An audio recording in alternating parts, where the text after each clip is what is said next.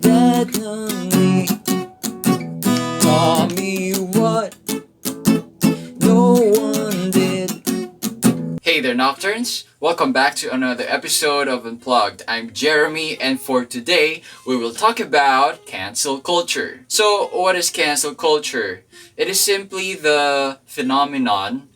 It's a societal movement where certain people, stop supporting a celebrity or anyone who has much influence in society just because they said something offensive or did something that warrants criticism. In short, it's collective boycott. So that's the idea. Now, how is cancel culture toxic in social media nowadays? People use cancel culture nowadays to administer punishment on someone, like make that person lose his or her job, lose profit, and other harsh forms of treatment. Let's say, for example, you decide to cancel a celebrity and then not just cancel that celebrity, you stop listening to his or her, let's say, works or podcasts and other platforms of speech. You stop patronizing those. But in addition,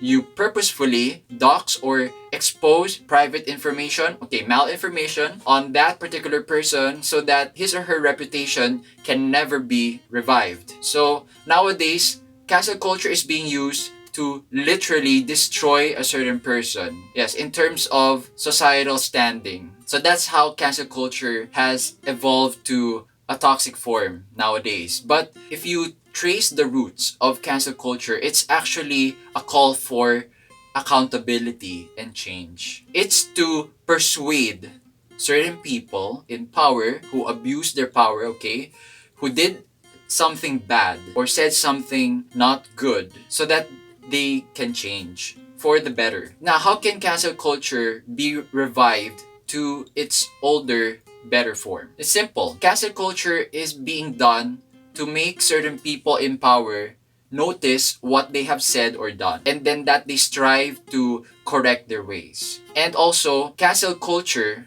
originally was done by people who had less power, who had less influence. And because they still had such, marginalized position in society, all they could ever do was to boycott support, to withdraw support from someone. That's it. They did that, in the past, just so those who are in power, who retain their power despite what they did, would actually change. So in short, if we want to use cancel culture for its pure purpose, then we should do it because we want to educate someone to wield his or her power wisely. That's it. And not actually to destroy that person's reputation, to make him or her lose his or her job. If we do that, then we've become toxic. So there, I hope through this episode I've clarified what cancel culture is. It's not entirely bad. It only becomes bad if you use cancel culture to permanently damage someone. But if it's because you want to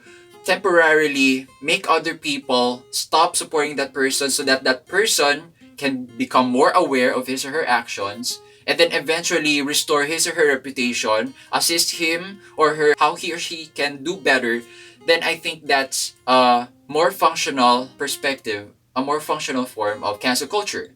So between the two, which one are you? Are you going to use cancel culture for punitive purposes or restorative ones? If you found this video helpful, give it a thumbs up and share it with your families and friends whom you know should take pointers from this. So continue surviving in the dark for the next episode.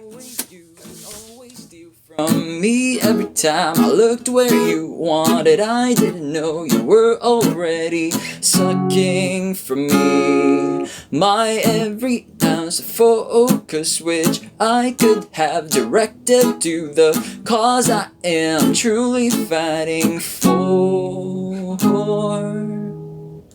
So I'm going to press the power button and push your head down. Not minding the surprise, I'm going to leave my chair behind. Together with your face, I'm not looking away from the black.